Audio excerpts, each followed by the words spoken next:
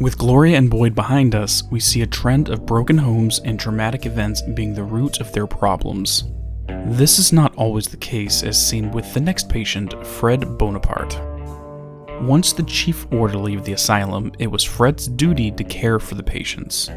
Seemingly, he showed no outward signs of being mentally unhealthy. Even he did not see himself as having problems whatsoever.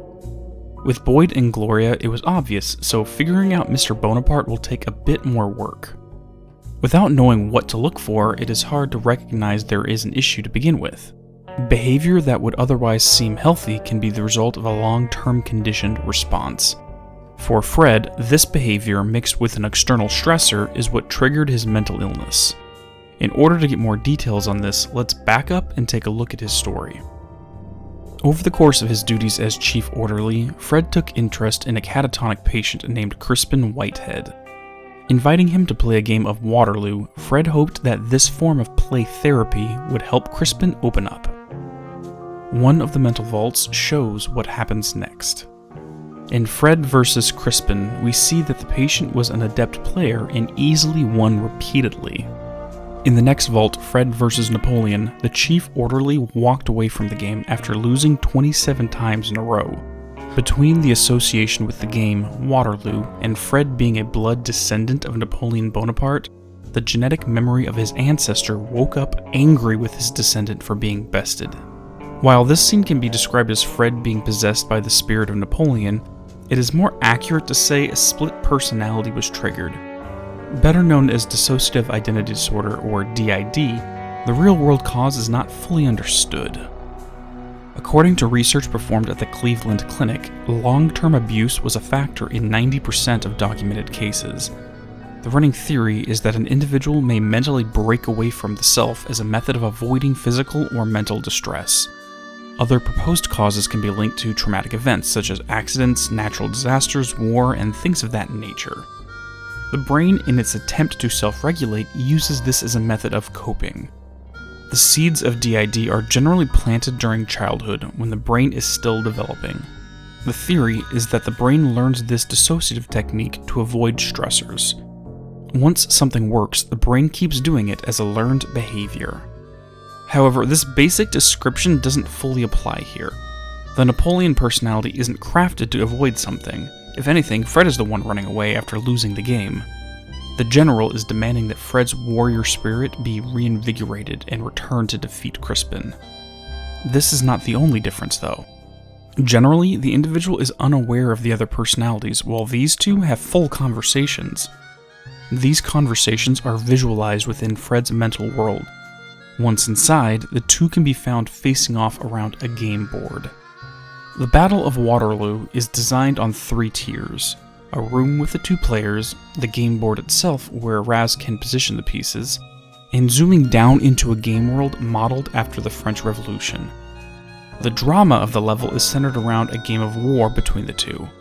Each time Napoleon makes a move, Fred immediately gives up and forfeits. Oh man, now look! The bridge is broken and I can't move my pieces past it anymore. I quit. Napoleon, you win. No, we don't forfeit. We're gonna beat you, Mr. Genetic Memory of Napoleon Bonaparte. Raz's objective is to help Fred win the game. In order to do so, game pieces like carpenters, soldiers, and knights must be recruited to the effort. By winning the game, the Napoleon personality is banished. While the concept seems fairly simple, we must ask ourselves why winning the game cured him of a dissociative disorder. By following how he changed as a person throughout the course of the game, we can get an idea. Earlier in the video, I mentioned that Fred had developed a learned behavior. Everyone develops unique behavioral structures as we develop. Some can be beneficial, some detrimental. Even the negative traits, for the most part, do not significantly affect our day-to-day lives. Sometimes, though, they can hold you back and prevent you from reaching your full potential. The trouble is, most people don't wonder if their thought patterns properly serve them. After all, we think the way we think, and it is all we have ever known. It is odd to contemplate, but have you ever asked yourself, why do I think the way I do? Fred doesn't. While it is apparent that losing the board game to Crispin created an inferiority complex in him, there is more to the story. Why did he take it so hard?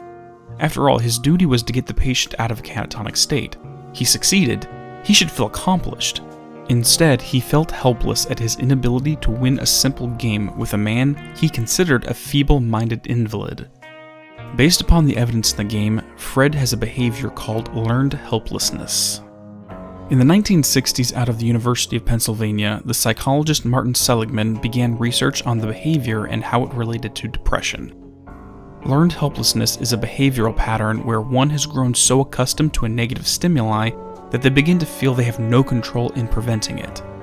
As a result, when they have the power to do something about it, they don't. During Seligman's research, he was able to produce this behavior in dogs. They were divided into 3 groups. Group 1 was put in a harness for some time and released. Group 2 involved placing the dogs in a harness and giving them an electric shock. A lever in the area, once pressed, would turn off the shock. As a result, they learned to exhibit control over the negative stimuli. Group 3 was also given the shock but had no way to turn it off. However, when the dog in Group 2 hit the lever, the shock stopped for Group 3 as well. From the dogs in Group 3's perspective, the pain was random and felt inescapable. They had no control over when it started and when it stopped. Phase 2 of the experiment involved putting all dogs into a shuttle box with a partition between each section. On one side was a plate that would send an electric shock, on the other was a plate that did nothing. All they had to do was jump over the small wall to get away from the negative stimuli. The animals in Group 1 and 2 did this without thinking. However, since Group 3 learned they had no control over their situation, they simply laid down and did nothing to get away from the pain. They learned to live with a bad situation, since in their heads, they had no way to stop it, so why even try? This same dynamic can be seen in human behavior. If one continuously fails at a math test, or quitting a bad habit, or trying to lose weight, the question comes up, why do I even try? Nothing I do helps, so the effort is pointless. This is learned helplessness. Characteristics of this behavior include low self-esteem, lack of motivation, low expectations of success, believing that lack of success is because of personal shortcomings, and believing that succeeding is dictated by factors outside of your control, such as luck. The implication in Psychonauts is that throughout his life, Fred Bonaparte was unable to succeed in anything. He relates a story where he took place in a pinewood derby. I did have this really valuable collector's coin. Passed down through generations from my father's father. Whatever. I haven't really seen it since I tried to melt it down. You what? I needed more weight in my pinewood derby racer. Not that it would have helped the way I lost. Big surprise there. When an individual spends so much time failing over and over, they may stop trying altogether. Better to not try at all than suffer the humiliation and pain of losing. For most of us, we don't realize this behavioral pattern is influencing our actions. Since it doesn't overtly harm us, the pattern goes unnoticed. However, when Fred began to lose over and over to a man he considered to be mentally inferior, his conditioned response of helplessness surged back until he couldn't take it anymore. This is when he went into the bathroom and witnessed his ancestor, the famed war general, leap through the mirror, disgusted with his descendants' acceptance of failure. After this, Fred is placed in a straitjacket, a symbol of his inability to assert any form of authority in his own life. Only after winning the game does he take the coat restricting his actions off. Let's move back to his dissociative issues for a moment. Many are familiar with multiple personality disorder and may consider it synonymous with DID. However, this term is not widely used, as those suffering from DID do not technically have multiple personalities. They have multiple fragmented personalities. All are parts of the individual that are broken into different partitions, like a computer hard drive. While they may take on different personalities, voices, and expressed history, they are only pieces of the complete person. With this in mind, the Napoleon Bonaparte we see is not a spirit possessing the chief orderly. He is the desire to succeed that Fred repressed into the shadows. Even though he told himself his entire life that the world acted upon him and he had no power to act upon the world, His urge to be victorious never left him. We see the dichotomy of the two inside the mental world. Both sit opposite of one another like looking into a mirror, reflections of Fred's conscious personality and a repressed personality pushed into the shadow. Fred always gives up, forfeiting the game without putting any real effort in. Look, I forfeit, okay? You win. Napoleon Bonaparte wins again. Napoleon, on the other hand, will do anything and everything in order to win. Rasputin's goal here is not to win the game for Fred, but to remind him that he wants to win. Let us circle back to the Seligman experiments again. Now that learned helplessness was induced, they set out to find a cure for it. Quickly, it was learned that bribing the dog with treats or threatening them did nothing to help. Instead, the experimenters picked up the dogs and manipulated their legs, mimicking the physical action needed to hop over the wall and escape from the shock. After doing this multiple times, the dog would begin escaping of their own free will. In essence, they needed to be physically taught how to move themselves again until they learned they did in fact have the power to escape the negative stimuli.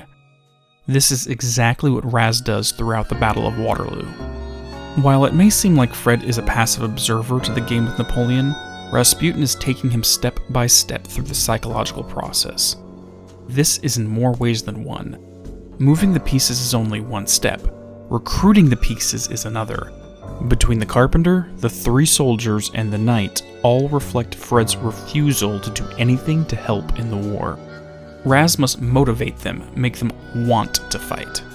One soldier wants reassurance that Fred cares about him. One wants money. Another wants a weapon. Going through these motions is reminding Fred of his warrior instinct, similar to what the experimenters did with the dog. Throughout the game, we see it working. The closer to victory, the more animated Fred gets. Ha! We'll see about that. Fred? Was that you? Yeah, come on, we're winning. All we have to do is unjam those gears. I'm on it, General. You can hear the excitement in his voice at the prospect of winning. By placing the knight into the castle, the mental ritual is complete. With the game over, Raz exits the mind and finds Fred cured but exhausted. Napoleon was an unincorporated aspect of his personality, and this experience allowed him to integrate it, merging the two back into one. From here on forward, Fred Bonaparte has his warrior spirit along with his normal conscious personality. The Battle of Waterloo is a lesson about the lies we tell ourselves. While it is true that the world acts upon us and it feels like we have no agency, we still have the power to inflict our will upon the world as well. Reminding ourselves of this is the first step in pivoting to a better direction. As random as it may sound, I will leave this video off talking about the psychological relevance of the baby rattle. While baby toy trends come and go, the rattle has been around a long time. Archaeologists have uncovered rattles made of clay going back to the 5th century BC. Why has this stuck around so long? A newborn is fully dependent upon his or her parents for everything.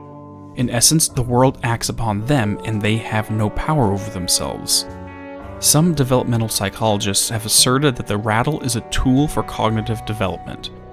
Just like the dog had to be pushed to step over the wall and Fred had his hand moved to win the game, the parent places the toy in their hand and shakes it, making the rattling sound. With this act, the child learns cause and effect.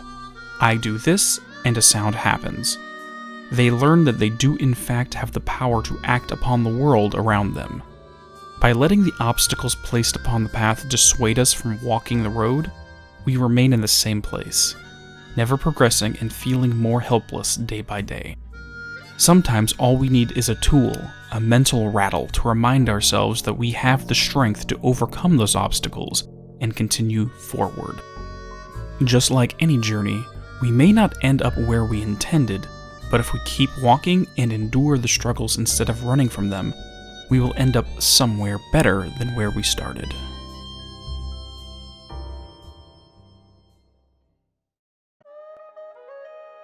Thank you all for watching. If you enjoyed, please drop a like as it really does help out the channel.